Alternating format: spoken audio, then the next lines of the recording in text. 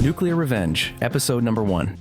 Disrespect me? I'll ruin your whole damn career. TLDR, new boss decided to put me in my place. I decided that my place was somewhere else and that hers was in the unemployment line. So my old boss, beloved by all, left the company last year. While they were trying to find a replacement, upper management decided that the person in charge of another department should be our boss. For the time being, of course. This person, let's call her Dina, does not have a single iota of what anyone on this team does. Nor does she want to learn what we do. Fine, whatever, just let me do my work, get my money, and leave me alone. This issue comes in when she suddenly decides that we are disrespecting her with everything we do. Not early enough to a meeting.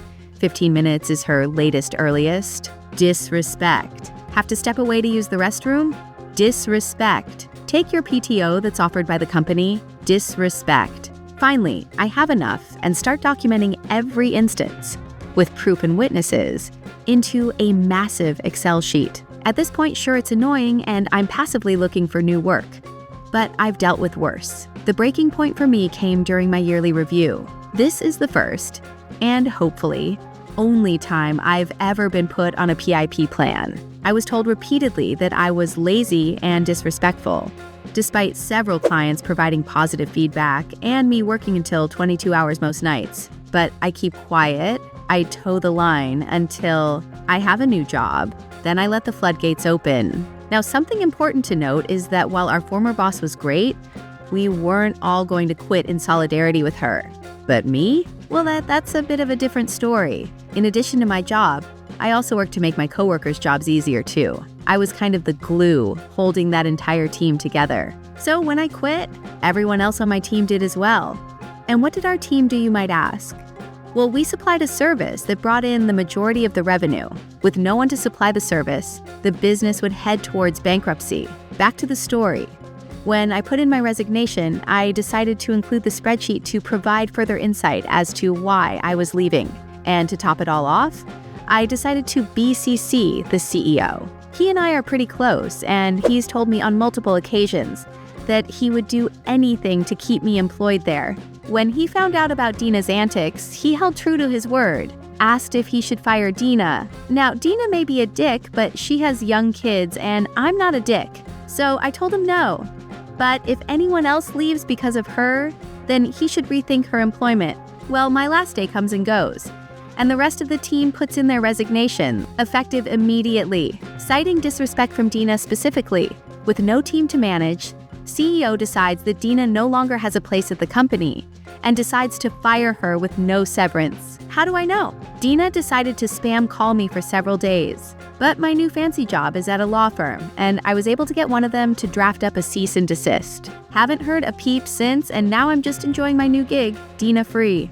Got fired, reported them to OSHA, and destroyed a family business and made them leave town. So a while back, I had been hired to be the marketing person for a family business. It was a fitness equipment liquidator that had been founded by a gold medalist Olympian. He had fallen into some mental health issues and had delegated his wife to take over the business. She didn't have the experience, but took the reins anyways, and she and her children ran the place, albeit with some success. So this is where I come in. The first red flag I should have seen was that she was trying to screw over the recruiter by wanting us to do a side deal to pay me technically less, but still more than I would have gotten without the recruiter as the middle person. But I was in bed and I didn't think too much about it. The next thing was how embedded the family aspect was in this business, that there was basically no distinction between the employees and family affairs being wrapped up in their work environment too. But I was just happy to finally be in a space where I felt welcome and almost love bombed by the CEO, who treated me like one of her own children. Always lots of hugs and even kisses during good morning meetings, as if we were coming downstairs for breakfast. Meetings ended up turning into brainstorming sessions because the CEO's children and the workers were so scatterbrained and didn't want to commit to any specific plans of action, and I was basically on my own when it came to any marketing of anything because nobody would actually participate if it came down to it. About a month or so into it, I get ambushed by the CEO and her daughter, who was like the operations person technically or something. Both were wondering why we hadn't achieved as much much as I had wanted to, and when I explained that I didn't really receive much help or participation from anyone, suddenly it became all about blaming me for everything wrong and why sales were down and why nothing was exponentially growing as she had hoped they would. I explained what actions I had taken and that I was doing exactly what I said I was going to do. It wasn't my fault nobody wanted to help when they said they would. It didn't matter. They wanted me gone because they expected the moon in 3 weeks' time with zero budget and zero help from anyone else. So I just left. I want to add I did a lot while there. I automated a lot of their processes that they were doing by hand, set up Salesforce and Slack, as well as setting up and handling Zendesk and a ticketing system, and even automating a lot of POS processes so that from card tap to accounting, it was all smooth and seamless. And I made tons of things very efficient for them and improved productivity while there. But none of that mattered, of course. They wanted double the sales from basically social media posting and nothing else.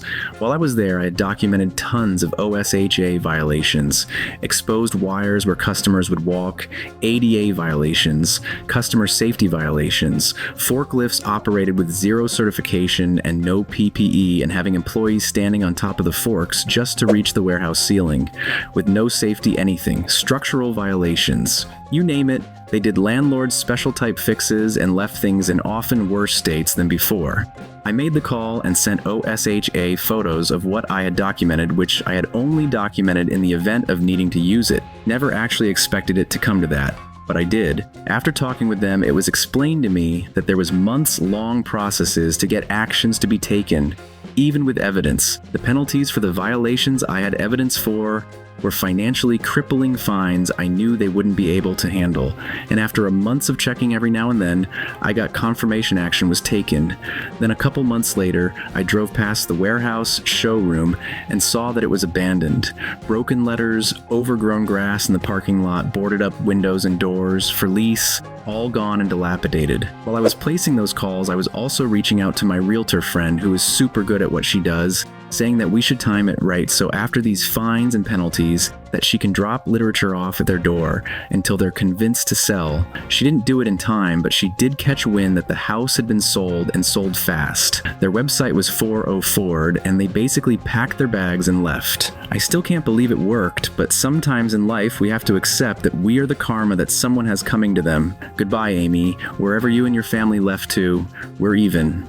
Thanks a lot for watching. Share your own stories in the comments and check out our other videos. Take care. See you soon.